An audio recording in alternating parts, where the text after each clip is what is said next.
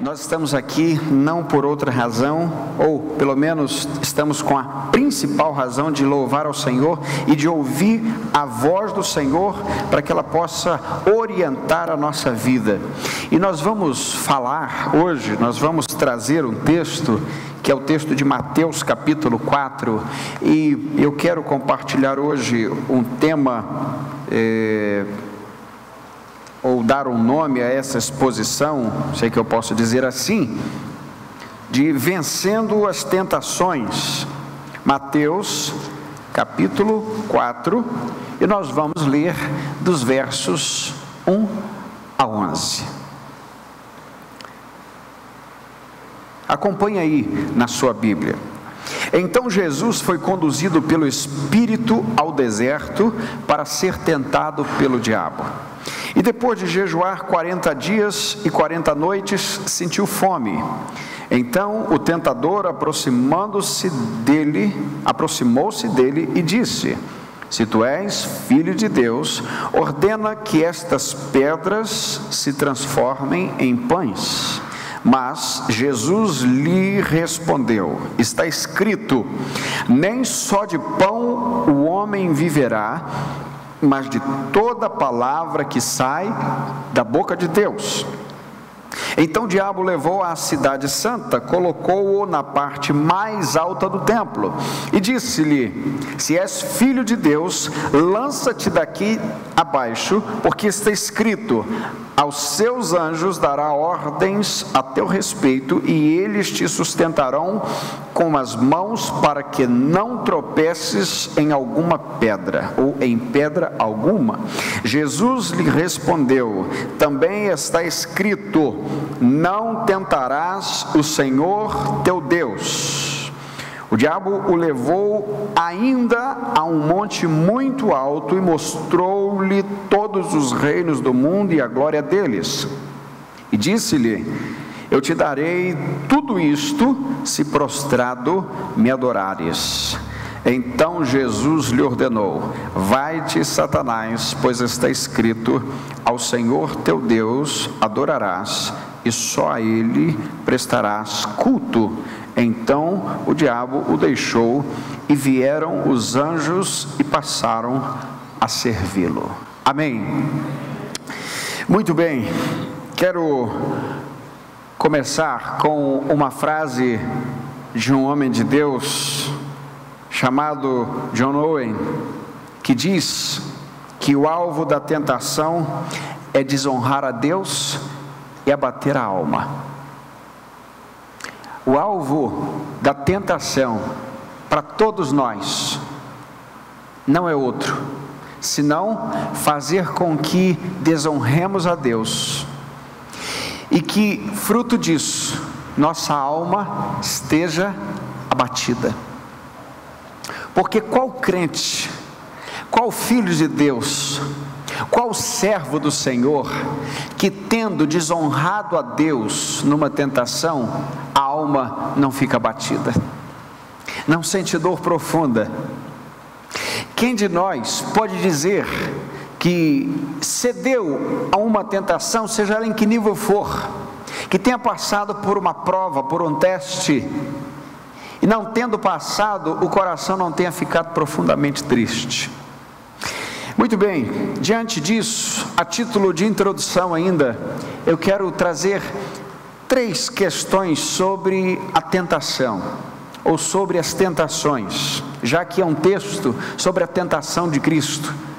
A primeira questão sobre a tentação, queridos, é que nenhuma tentação procede de Deus, mas toda tentação é um teste da parte do Senhor. Nenhuma tentação procede de Deus,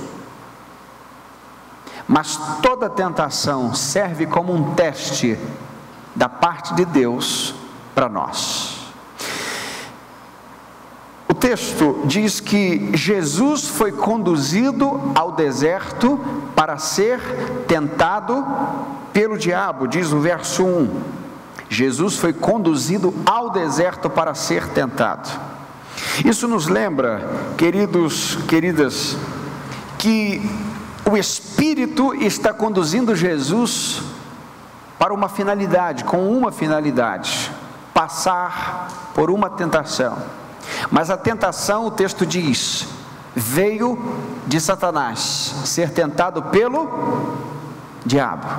E nós vemos aqui, a palavra tentação, no original, ela tem muito sentido como teste, como algo pelo qual alguém deve ser aprovado, tá? Então a ideia aqui, inclusive o texto de Tiago, lá no capítulo 1, nós vemos quando Tiago diz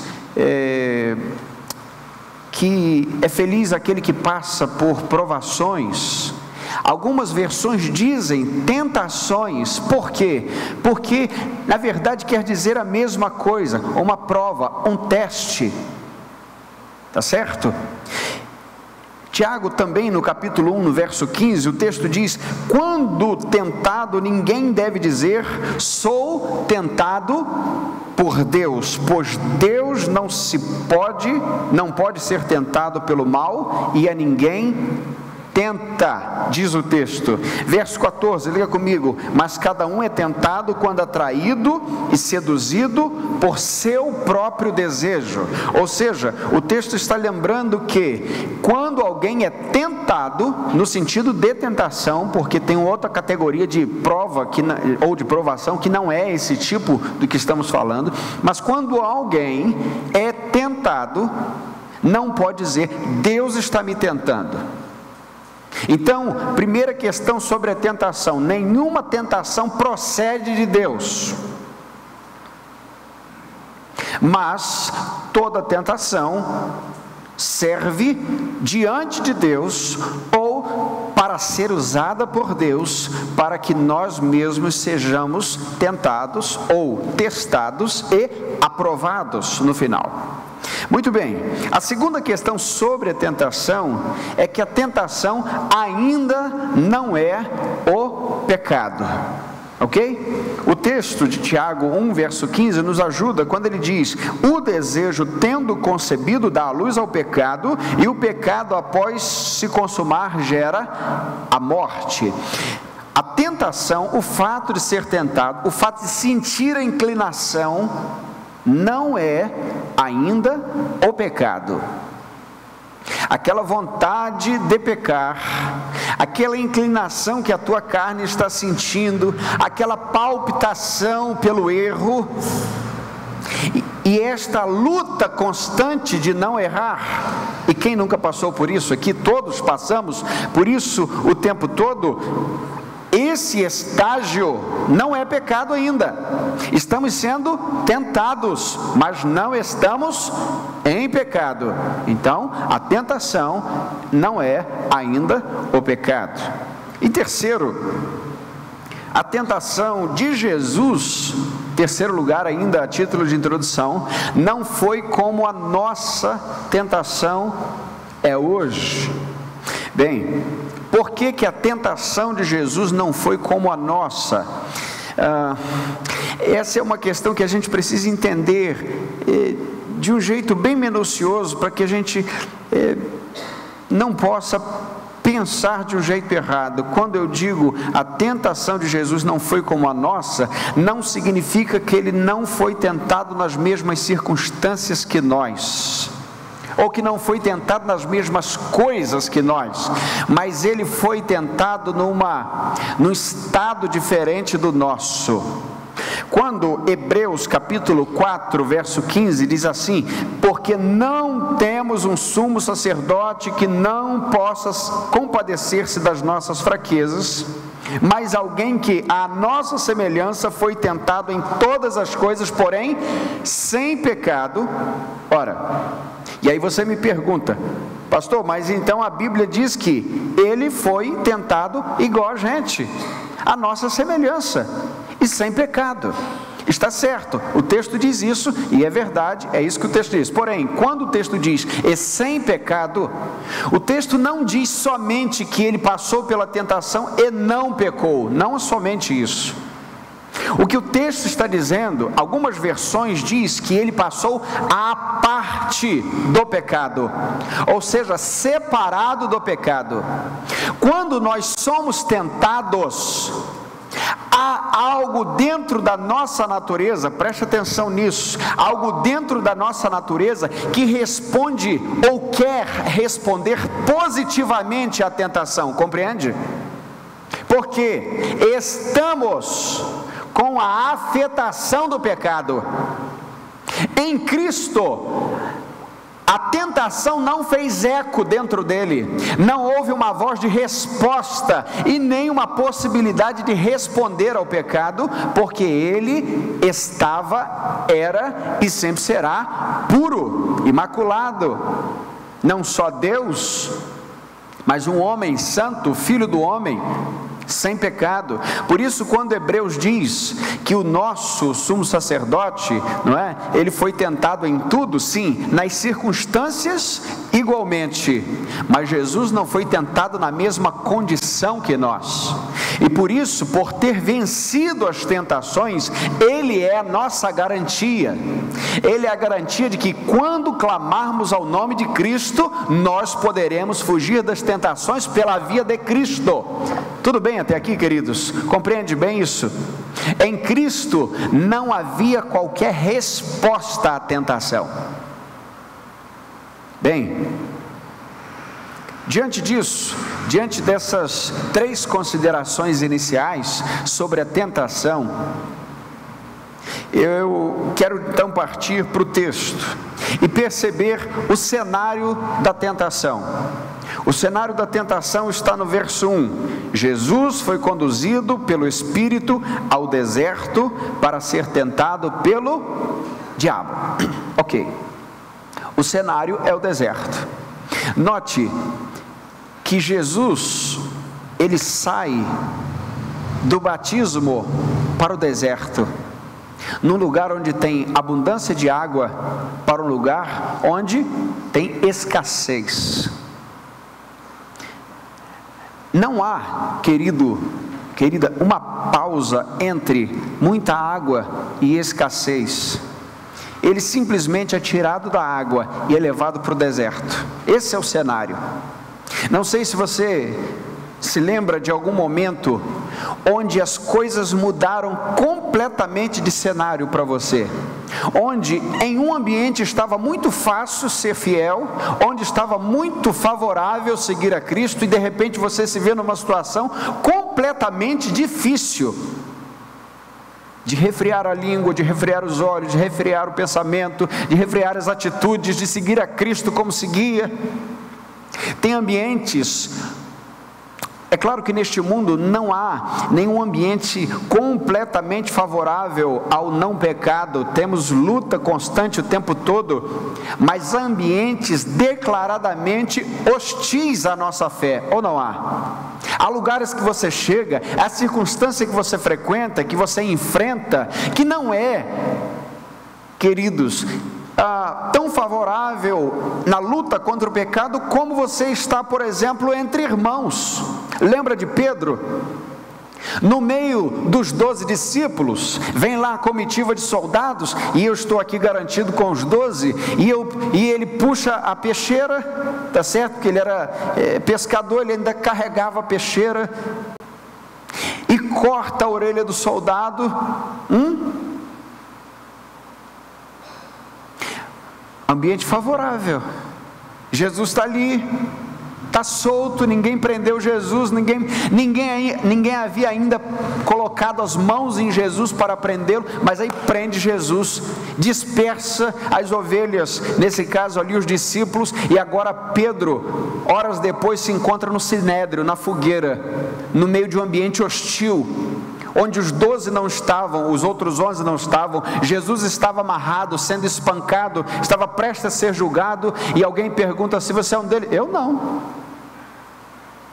Aí pergunta de novo, você não é um dos discípulos? Não.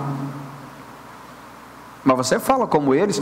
Não, mas você está confundindo. O ambiente muda. As possibilidades de cair na tentação. Por isso, queridos, essa mudança abrupta que Jesus nos mostra em seu ministério, onde o Espírito o leva para ser tentado no deserto por Satanás, é um momento onde nós sabemos, queridos, que na nossa vida também isso pode ser realidade em alguns momentos. Naquele momento de deserto onde não tem ninguém para que você possa escorar a sua fé, ninguém que possa orar por você naquele momento, e você está no teu deserto, e é aquela coisa toda que você já sabemos, é um cenário hostil à fé. E aqui, Jesus está sendo levado pelo Espírito ao deserto para ser tentado, e aqui não há nenhuma noção de que Jesus poderia cair em tentação, mas é um teste para que Jesus, passando por ele, não teste a si mesmo nem ao Pai, que seria impecável, mas um teste onde os homens veriam que, sendo guiado pelo Espírito, é possível vencer as tentações. Esse é o teste de Jesus. Não era para testar a sua impecabilidade. Como a gente já falou, não havia nenhum eco dentro dele a favor do pecado, nenhuma voz que desse resposta dentro de Jesus a um pecado ou alguma tentação. Então, a tentação de Jesus, o Espírito leva Jesus para esse cenário hostil à sua pessoa, à sua santidade, para que nós pudéssemos ver que é possível ser guiado pelo Espírito até em adversidades, em cenários tão difíceis como esses. E aí, queridos, nós vemos nesse cenário a ocasião. A ocasião é uma ocasião, vamos dizer, de paradoxo, de um ponto forte e de um ponto fraco. O ponto forte é que Jesus estava ali mostrando uma comunhão profunda com o Pai. O texto diz que depois de jejuar 40 dias e 40 noites, a tentação sucedeu. O ponto forte, queridos, é que depois de um tempo, veja, de oração, um tempo de jejum, um tempo de intimidade com Deus, esse é o ponto forte. O que vemos é que a ocasião da tentação nem sempre é aquela ocasião que você está fraco, que você está assim, orando pouco, que você já há muito tempo não pratica o jejum, não é verdade? Nós vemos aqui um ambiente de oração e de comunhão profunda, embora um cenário desfavorável, mas uma comunhão profunda.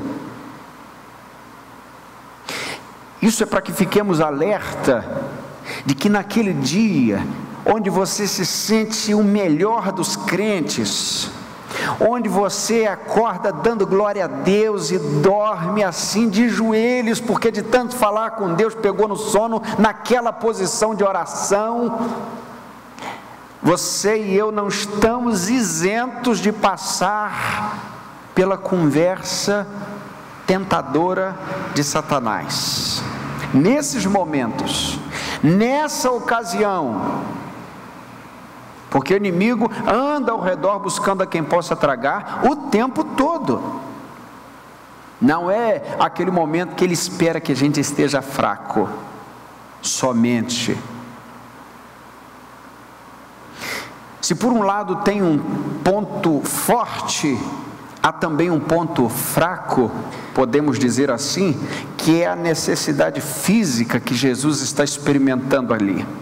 O texto diz: depois de jejuar 40 dias e 40 noites, sentiu fome. Esse é o ponto fraco. O ponto fraco no sentido da necessidade física. E a partir dessa ocasião aqui, queremos desmembrar essas três tentações, ou esses três momentos de tentação, para que possamos perceber algumas questões ardilosas do inimigo, para que ao final possamos saber quais foram as 3 armas que Jesus nos ensinou a usar contra as tentações. Se não, vejamos, a primeira tentação, podemos dizer assim, é a tentação da autogratificação. Vamos colocar esse nome, a tentação da autogratificação. Leia comigo o verso 3. Então o tentador aproximou-se dele e disse: ordena que essas pedras se transformem em pães. Primeira questão que ele diz: se tu és o Filho de Deus. Já entra questionando aquilo que o Pai havia dito no batismo. O que o Pai havia dito no batismo? Este é o meu Filho amado, em quem me alegro. Aí chega no deserto, o diabo diz: se tu és o Filho, veja, a intenção do inimigo é questionar a certeza que o Espírito põe na nossa vida. Vou repetir: o inimigo trabalha o tempo todo para questionar as certezas que o Espírito implanta em nós, que Deus nos dá.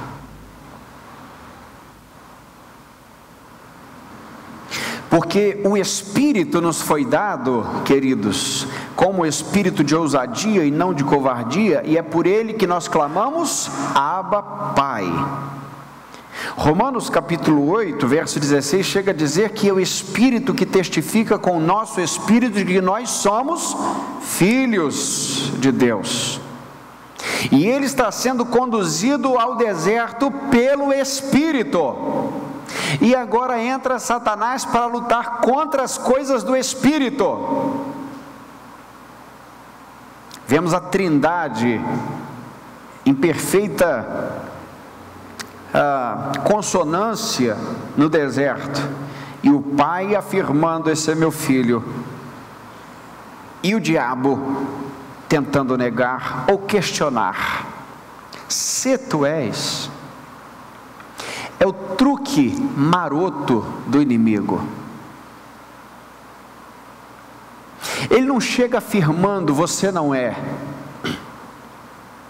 Ele quer botar você para pensar, fazer de Deus um mentiroso, porque se ele disse, pode não ser verdade. Foi assim que tentou também Eva. Não foi assim que Deus disse? Lembra da pergunta? É sempre uma pergunta. Irmãos, precisamos ter muito cuidado quando alguém chega para fazer uma pergunta para a gente. O tempo todo as pessoas fazem perguntas e nem sempre eu e você sabemos onde ela quer chegar com aquela pergunta. Compreende o que eu estou dizendo?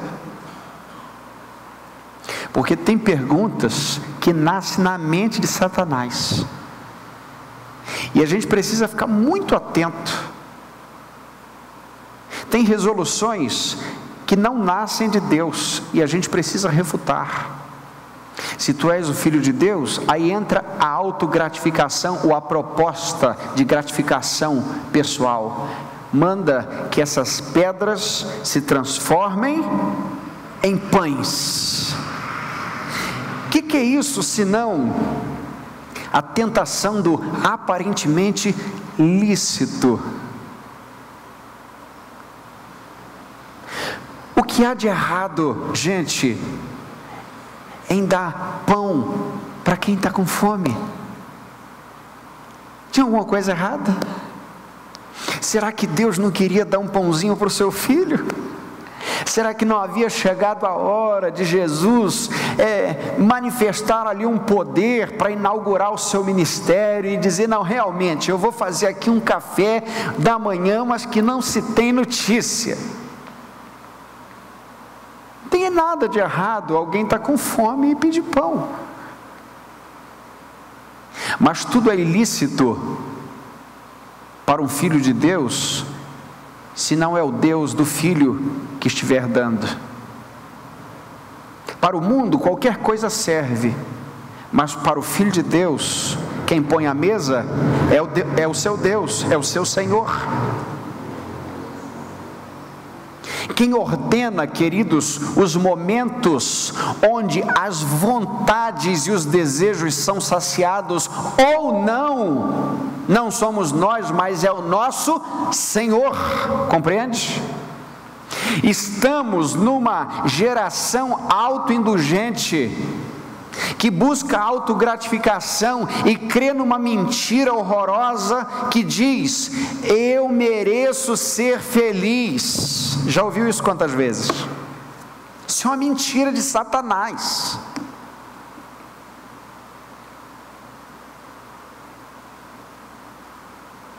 Porque quem busca a felicidade nesse mundo já está fadado ao fracasso, porque todos os picos, todos os Everestes onde as pessoas alcançam, sejam eles financeiros ou em outras áreas, quando chegam lá não encontram o sentido da vida.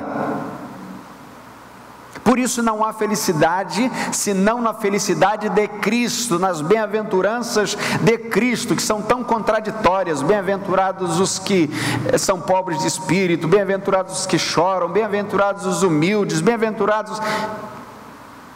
É uma felicidade contraditória para o mundo. E aqui, o que o inimigo deseja implantar no coração é: está com necessidade?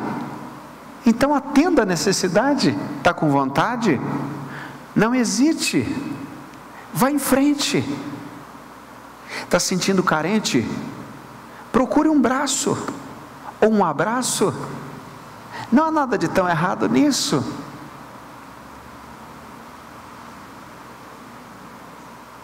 Veja, queridos irmãos e irmãs, há o truque, muitas vezes, que o inimigo usa, que é de fazer com que acreditemos que Deus deseja atender às nossas necessidades o tempo todo, ou melhor, os nossos desejos o tempo todo.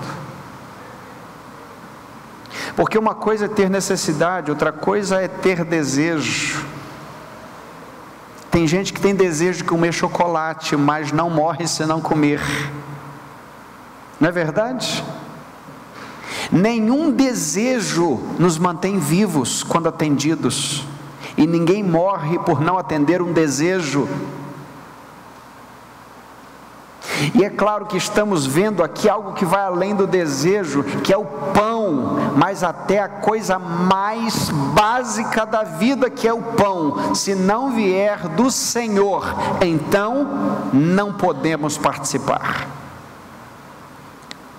Quer comamos, quer bebamos, tudo para a glória de Deus. A coisa mais básica é comer e beber. Esse desejo de se gratificar. Por isso, queridos, esse primeiro momento nos faz ficar em alerta, porque nós somos seres egoístas, porque o nosso ego tenta mandar o tempo todo. E quando a gente fala de ego, a gente não tem como deixar de falar do coração humano, que Jeremias vai dizer no capítulo 17, verso 10, como enganoso o coração humano, é desesperadamente corrupto, diz o texto. Agora veja, eu vejo algo além nessa primeira tentação, digamos assim. Imagine a condição dos judeus. Os judeus estavam subjugados pelos romanos, e se Jesus transforma pedras em pães ali, ele inaugura um novo tempo, e ele tira o povo da escassez e traz o povo para a abundância. Era como se o inimigo estivesse dizendo para Jesus: você imagina se você começa o teu ministério trazendo logo de cara assim, pães sobrenaturais, logo de primeira. Inaugura teu ministério na necessidade do povo. O povo quer pão. É claro que isso não é explícito no texto, mas podemos perceber, queridos, que as primeiras intenções do inimigo sempre estão amarradas às últimas intenções. Compreende isso? O primeiro gole de Satanás sempre está aliado ao desejo de pisar no bêbado no final do dia. A segunda tentação é da soberba. Mas antes, Jesus respondeu à primeira tentação: nem só de pão viverá o homem, mas de toda palavra que sai da boca de Deus. Ele usou então a Bíblia, ele recorreu ao Antigo Testamento, ao texto de Deuteronômio. Aí, a segunda tentação, já que Jesus usou a Bíblia, Satanás também usa a Bíblia. Dá uma olhada. Então o diabo levou a cidade santa, colocou na parte mais alta do templo e disse: se és filho de Deus, lança-te daqui abaixo, porque está escrito, juntos: a seus anjos dará ordens a teu respeito, e eles te sustentarão com as mãos, para que não tropeces em pedra alguma. Salmo 91, verso 11. Olha, gente, convincente. Diabo de Bíblia na mão e citando texto bíblico. Eu estou dizendo Bíblia na mão no sentido figurado, tudo bem? Ele vem para a Bíblia, ele vem para o contexto bíblico. Agora ele sai de uma coisa básica e entra na sobrenatural. Vamos deixar esse negócio de pão para lá. Vamos fazer o seguinte: você se lança desse pináculo aqui, e quando você se lançar desse pináculo, tem uma promessa. A promessa é que os anjos vão te segurar. Você não é filho de Deus?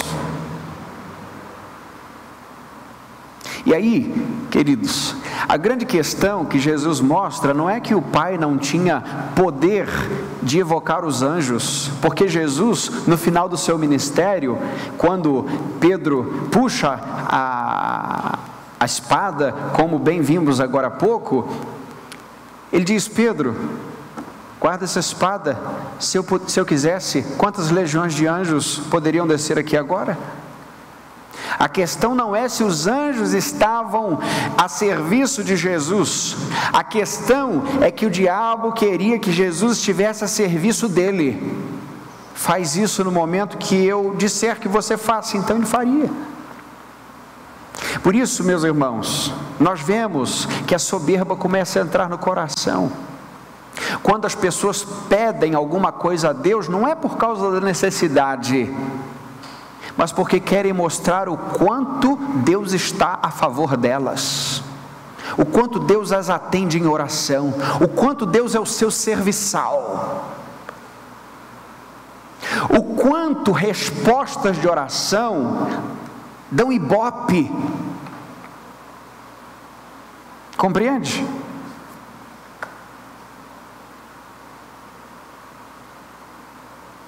De gente que quer operar nas questões sobrenaturais para dizer o seguinte: eu sei mexer com esse negócio.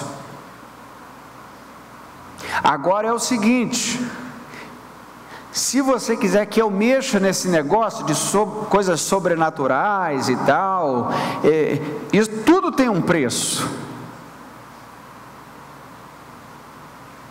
Como já disse aqui, já vi um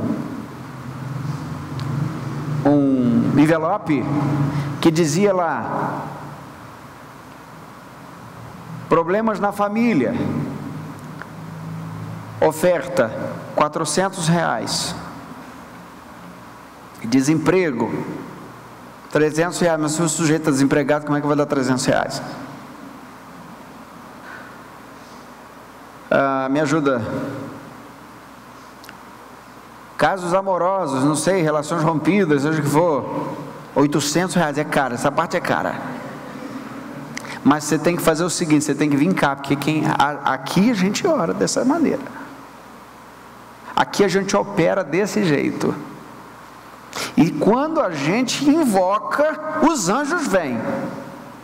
Entendeu ou não? E aí no meio dos cultos tem o seguinte, ó, o anjo passou ali. Passou e eu vi com a bandeja, eu vi com a tocha, é anjo garçom, é anjo olímpico, é anjo, é tudo que é jeito. Eu não desacredito, meus irmãos, dos anjos, pelo amor de Deus. A Bíblia diz que os anjos são seres espirituais, seres ministradores, não é? A favor daqueles que hão de herdar a salvação, Hebreus capítulo 1, último versículo. Que os anjos do Senhor acampam ao seu redor daqueles que o temem, os livra do mal, vemos isso nos Salmos, salvo engano 37. Mas meus irmãos, não estamos aqui para adorar a anjos e nem para invocar anjos, estamos para invocar o nome de Jesus, o nome do Senhor. E a grande questão do inimigo é tirar o foco da glória de Deus para colocar em outro lugar. Isso não provoca o foco da glória de Deus, mas gera soberba no coração, porque Deus faz as coisas quando eu peço. Qual é o sentido de se jogar de um pináculo? Nenhum, não tem razão alguma. E há coisas, meus irmãos, que não há a menor razão de serem pedidas. A Bíblia chega a dizer que se a gente tiver roupa para vestir, se a gente tiver o que comer, nós devemos estar satisfeitos. Nenhuma apologia à mediocridade, à miséria, não é isso. Mas é que a nossa vida está contente em Deus, não pelas coisas extraordinárias, nem porque manda anjo, mas porque Ele é Deus na nossa vida, porque Ele é quem anda no deserto com a gente, é Ele que envia o Espírito conosco para enfrentar Satanás o tempo todo, as tentações. E a grande questão é se Deus é o amor da nossa vida. Terceira tentação é a tentação, quero colocar aqui um nome, apenas simbólico, da glória sem cruz. Verso 8 e verso 9, leia comigo. O diabo o levou ainda a um monte muito alto e mostrou-lhe todos os reinos do mundo e a glória deles, e disse-lhe: eu te darei tudo isso, se prostrado me adorares. Vamos fazer o seguinte então, vamos fechar um contrato. Vamos simplificar o teu ministério. O inimigo sabia que o ápice do ministério de Jesus seria a cruz e a ressurreição, não seriam os milagres. Porque milagres ou sinais Deus fizera em outros tempos, por exemplo no tempo de Moisés, no tempo de Elias e no tempo de Eliseu. Aliás, não são em todas as gerações que vemos milagres na Bíblia, a gente precisa compreender isso. Os milagres e sinais foram pontuais no tempo bíblico por alguma razão. Então outros já tinham produzido isso. Mas só Jesus, o Cordeiro Santo, poderia morrer na cruz, como inocente, como aquele que perdoaria o nosso pecado. Então vamos fazer o seguinte, vamos simplificar teu ministério, e vamos fazer um ministério teu aqui. Jesus tentando, ou sendo tentado pela cobiça, pelo caminho mais fácil. Tudo isso te darei, se prostrado me adorares.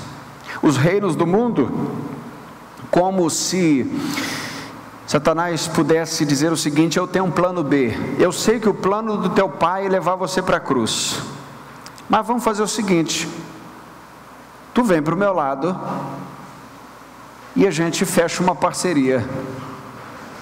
A gente fecha uma parceria porque eu e tu, está tudo bem, mas tem o seguinte, alguém vai ter que ser adorado, e aí nesse caso sou eu.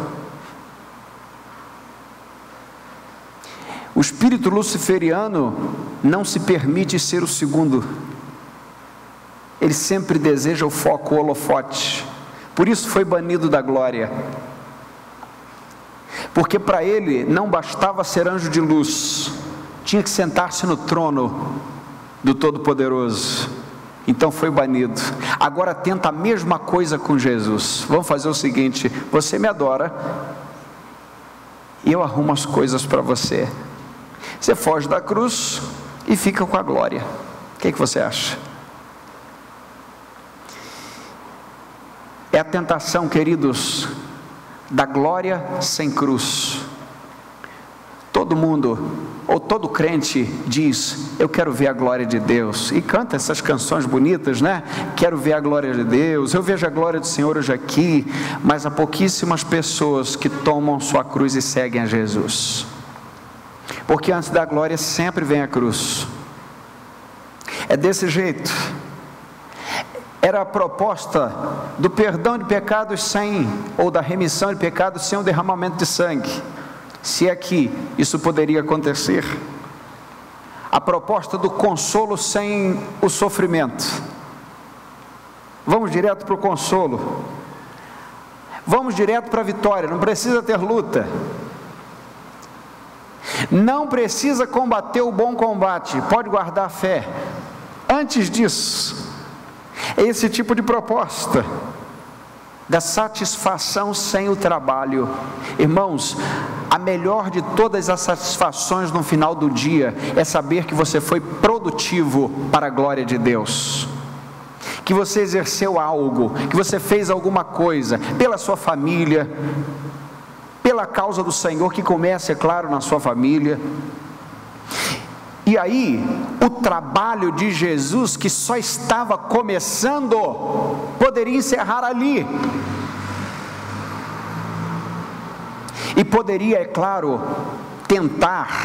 Satanás tentar vetar a profecia de Isaías capítulo 53, que diz assim: contudo, foi da vontade do Senhor esmagá-lo e fazê-lo sofrer. Apesar de ter sido dado como oferta pelo pecado, ele verá a sua posteridade, prolongará os seus dias, e a vontade do Senhor prosperará nas suas mãos. Agora leia o 11 comigo. Ele verá o fruto do trabalho de sua alma e ficará satisfeito com seu conhecimento. O meu servo justificará a muitos, com seu conhecimento o meu servo justificará a muitos e levará sobre si as maldades deles. Ele verá, olha a profecia, o fruto do seu trabalho penoso e ficará satisfeito. Qual foi o trabalho penoso, irmãos?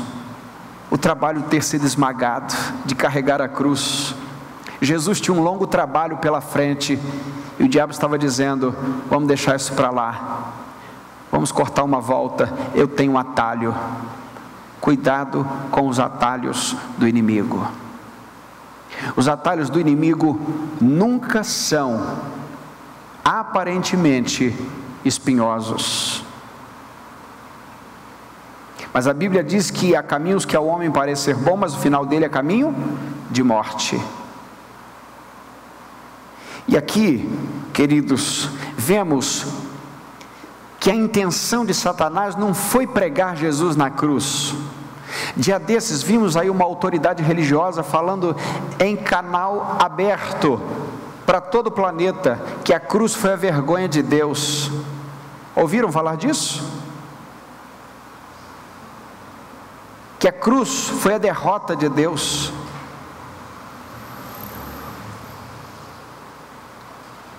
Satanás não queria pregar Jesus na cruz, Satanás queria tirar Jesus da cruz, porque ele sabia muito bem qual era o plano. O processo do trabalho penoso de Jesus faria com que ele ficasse eternamente satisfeito ao ver os muitos pelos quais morreria justificados, como diz Isaías capítulo 53, 10 e 11.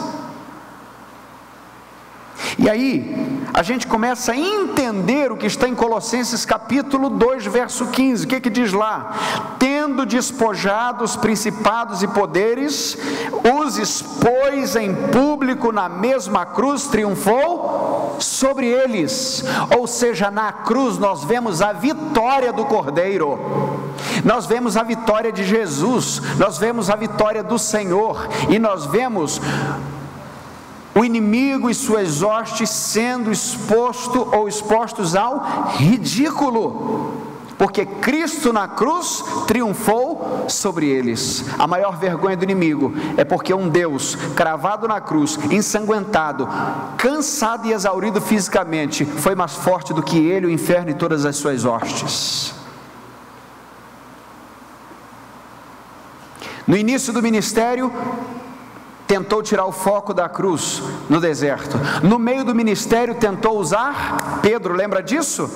Pedro, importa que eu vá à cruz e morra, ressuscite ao terceiro dia. Senhor, não faz. O que Jesus disse? Aparta-te de mim, Satanás. Satanás estava falando ali para tentar tirar o foco de Jesus da cruz. Quando chega na cruz, 3 cruzes, 2 ladrões, um dos ladrões, se és o Filho de Deus, desce, salva-te a ti mesmo e a nós, até o final, no início, no meio e no fim. Por isso, a maior de todas as tentações de um cristão não é somente pecar pontualmente aqui e ali. A maior tentação de todo cristão é deixar de viver para a glória de Deus, é se apaixonar com a glória dos homens, é assinar embaixo o contrato que diz: tudo isso te darei.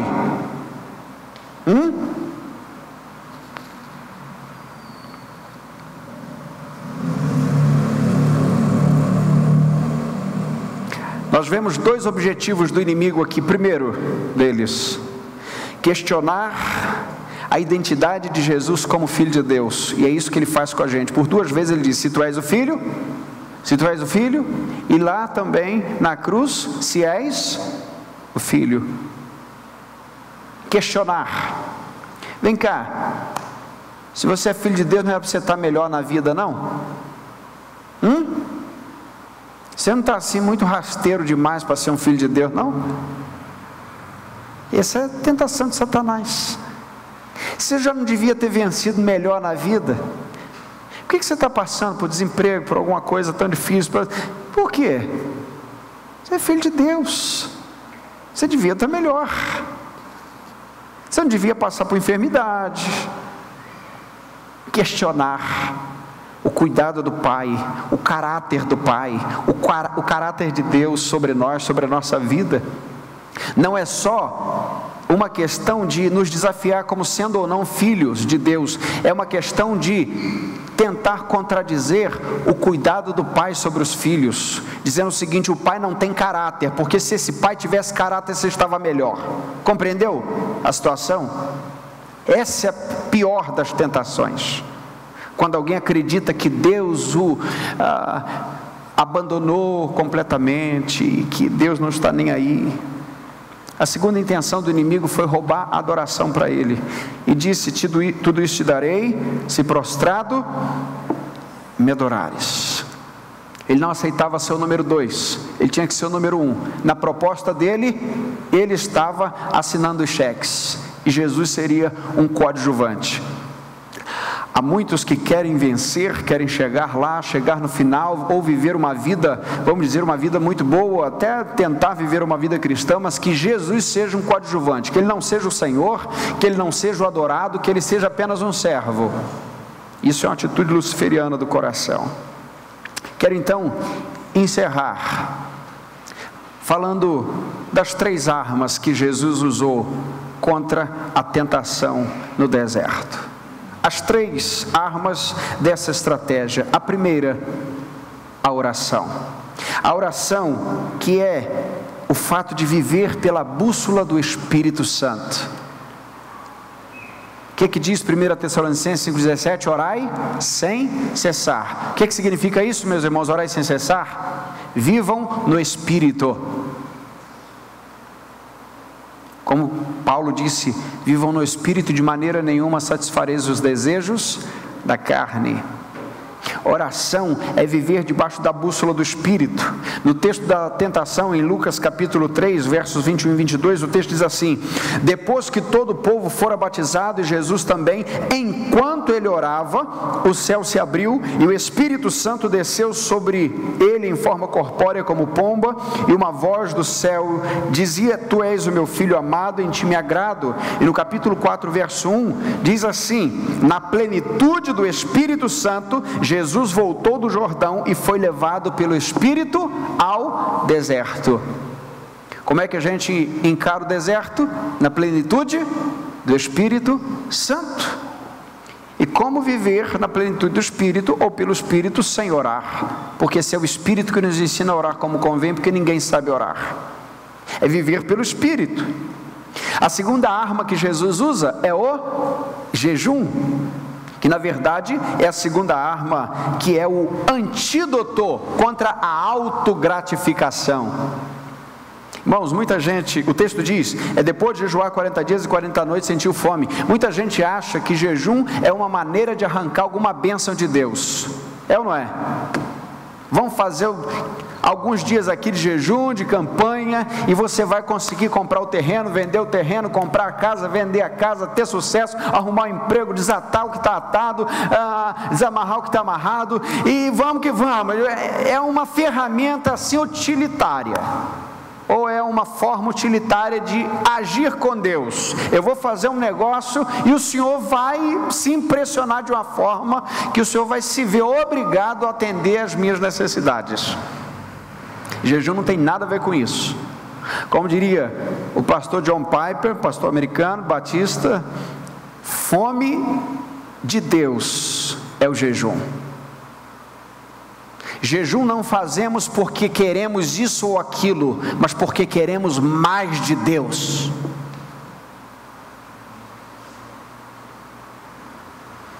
Já parou para pensar, queridos, que o cristão não precisa pedir mais amor a Deus, necessariamente? Ele tem que pedir mais do Espírito, porque uma das características do fruto do Espírito é o amor. E se nós pedirmos só o amor, pode ser que peçamos simplesmente para resolver alguma questão, ou frente a alguma circunstância que é até importante. Mas veja, é o Espírito de Deus que nos dá mais amor, é o Espírito de Deus que nos dá mais domínio próprio, que nos dá mais bondade, que nos dá mais benignidade. E a benignidade, o que é senão a semelhança com Deus sendo restaurada? Assim como a malignidade é a semelhança com o inimigo, a benignidade é a semelhança com Deus. Por isso, o jejum é a busca incessante pela pessoa de Deus na sua vida, é a ferramenta que vai matar a tua autogratificação, vai te lembrar naquele momento que você deve saber, deve acontecer na sua casa, todo dia que jejua, tem aquela comida que você gosta. Quando eu começo a sentir aquele cheiro de frango corado, tinha que ser hoje, só para, não é, fortalecer. E é verdade. O jejum, meu irmão, minha irmã, não é nenhuma maneira de se achar mais forte que o outro, fazendo selfie do tipo em jejum. Isso é ridículo. Foto de selfie no monte orando. Coisa horrorosa. Buscando a Deus 3 horas da madrugada, selfie. Meu irmão, entra no teu quarto, fecha a porta, e o teu pai que te vê em secreto te recompensará. E quando estiver fazendo jejum, lava o rosto, bota um gel no cabelo. Se a mulher, passa uma base no rosto para sumir as olheiras, tudo bem? E escova o dente, que dá um mau hálito danado. Está tudo bem, está tudo legal, estou firme. Está bambeando, querendo a comidinha. Não é greve de fome, não é dieta, é lembrar o corpo que ele não tem o que quer toda hora. É lembrar ao corpo que a tua alma tem mais fome de Deus do que ele tem fome de comida. E é claro, a Bíblia não prescreve se é um dia, se é 2, se é 24 horas, se são 12 horas, se são 48 ou se são 40 dias. A Bíblia não prescreve isso. A Bíblia prescreve o jejum. Assim como a Bíblia não prescreve o quanto você vai ofertar, mas a Bíblia prescreve a generosidade. E cada um contribua segundo o que dispôs o seu coração. Da mesma maneira, o jejum. Último lugar, portanto, a última estratégia é a palavra de Deus. Verso 4, Jesus respondeu: está escrito, nem só de pão viverá o homem, mas de toda palavra que sai da boca de Deus. Verso 7, Jesus respondeu: também está escrito, não tentarás o Senhor teu Deus. Verso 10, então Jesus lhe ordenou: vai-te, Satanás, pois está escrito, ao Senhor teu Deus te adorará, ao teu Deus adorarás, só a Ele prestarás culto. Satanás também citou a Bíblia? Citou ou não, gente? Citou. Mas a palavra de Deus na boca de Satanás nunca será a palavra de Deus. A palavra de Deus na boca do falso profeta nunca será a palavra de Deus. Jesus refutou a primeira tentação dizendo: não só de pão vive o homem, mas de toda palavra que sai da boca de Deus. Não só das mãos do profeta, não só das mãos do copista, mas da boca de Deus. Por isso, podemos dizer que a verdade fora do seu contexto não passa de uma mentira bem arrumada. A Bíblia é verdade? É. Mas se ela for citada fora do seu contexto, é verdade? Não, é uma mentira bem arrumadinha. Porque fechado é um livro, lida por qualquer pessoa é um livro, mas inspirada pelo Espírito e pregada pelo Espírito e aplicada pelo Espírito é a palavra de Deus. Concluo, queridos, dizendo que Jesus nos mostra o quanto foi aprovado.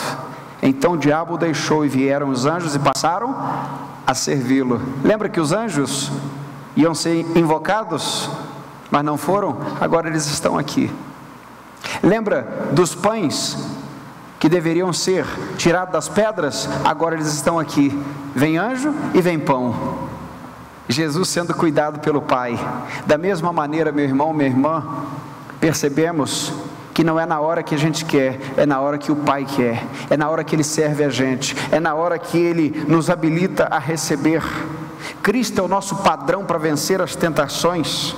Quando nós olhamos para o povo de Israel, nós vemos que o povo de Israel passou no deserto 40 anos, com comida, com água e com a presença de Deus, e murmuravam o tempo todo. Jesus simbolicamente passou um dia para cada ano de Israel no deserto, 40 dias, sem suprimentos. Não murmurou, foi obediente até o final, nos mostrando que é possível viver pelo Espírito sem murmurar. Quando olhamos para Adão, ele fracassa dentro de um jardim, junto da presença do Pai. Quando olhamos para Jesus, o segundo Adão, ele tem a vitória, não num jardim, mas no deserto. Jesus tem a vitória, não na presença do Pai o tempo todo, mas na companhia de Satanás também. E agora Jesus recebe a mesma serpente que Adão e que Eva receberam, mas agora ele a derrota, porque a derrotaria finalmente na cruz do Calvário. Lembra-nos então, queridos, dois textos. O primeiro é a primeira carta de Paulo, no capítulo 15, no verso 21 e no verso 22, que diz: porque assim como a morte veio por um homem, também por um homem veio a ressurreição dos mortos. Verso 22, lemos juntos: pois assim como em Adão todos morreram, ou todos morrem, do mesmo modo em Cristo todos são vivificados. 1 Coríntios capítulo 10, verso 13, nos dá uma garantia tão especial sobre tudo que falamos, e eu gostaria que lêssemos juntos. Não sobreveio, ou não veio sobre vós nenhuma tentação que não fosse humana, mas Deus é fiel e não deixará que sejais tentados além do que podeis resistir. Pelo contrário, juntamente com a tentação, providenciará uma saída para que possais suportar. Que Deus nos abençoe nessa noite, em nome de Jesus. Amém.